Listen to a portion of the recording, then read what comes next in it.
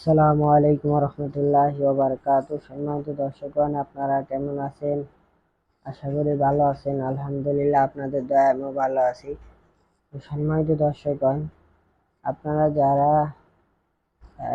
আজকে আপনাদের জন্য মৃত্যু বাণ দিয়ে শত্রু ক্ষতি করা, মৃত্যু বাণ দিয়ে শত্রু ক্ষতি করা তদবির নিয়ে উপস্থিত হয়েছি। তো সরাসরি মৃত্যু বাণ দিয়ে শত্রুর ক্ষতি করার জন্য এই নকশার আমলটি করা যায়, তবে নাজায়েজ উদ্দেশ্যে বা সামান্য ঝগড়া বিবাদে এই আমল করা যাবে না। তো সম্মানিত দর্শকগণ, শত্রুকে মৃত্যু বাণ দেওয়া তদবিরটা করতে হলে, অনুমতি পেতে হলে ভিডিওটা শুরুতে শেষ পর্যন্ত দেখে ভিডিওতে একটা লাইক করবেন, অন্য ভাইদের উপকারের জন্য শেয়ার করে দিবেন, কমেন্টে বলবেন আমি অনুমতি চাই, তাহলে অনুমতি দিয়ে দিব। চলুন আমরা মূল আলোচনায় চলে যাই। এই যে নকশাটা আছে, এই নকশাটা আপনারা জাফরান কালি দিয়ে, আমলের নিয়ম বৃহস্পতিবার রাত 10টার পরে বা শুক্রবার জুমার, মানে বৃহস্পতিবার রাত 10টার পর অথবা জুমার নামাজ পড়ার পরে এই নকশাটি লিখবেন। জাফরান কালি দিয়ে ওযু সহ জায়নামাজে বসে শত্রু দমনের নিয়ত করবেন। সাদা কাগজে মেশক জাফরান কালি দিয়ে উপরে নকশাটি লিখবেন। নকশার নিচে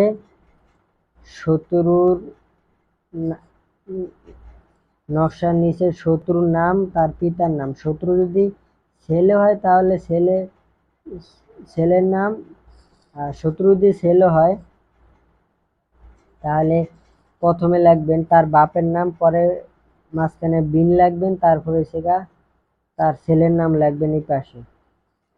আর শত্রু যদি মেয়ে হয় তাহলে তার মার নাম প্রথমে, তারপরে মাঝখানে বিনতে, বরিষ্কারে বি ন তয়কারেতে বিনতে লিখে মেয়ের নাম এই পাশে লিখবেন। প্রথমে মেয়ের মার নাম, পরে বিনতে, পরে মেয়ের নাম।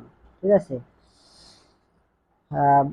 তারপরে শত্রুর নাম ও তার বাপ মার নাম লেখার পরে শত্রু যেই জায়গায় থাকে তার ঠিকানা লিখবেন নকশার নিচ দিয়া। বর্তমান যে স্থানে থাকে ওই স্থানের ঠিকানা ডিটেলস লিখবেন নকশার নিচে।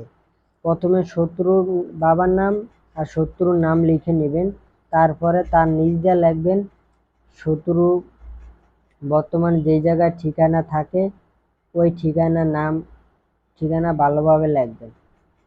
লেখার পরে এই নকশাটা আপনি কি করবেন, বাস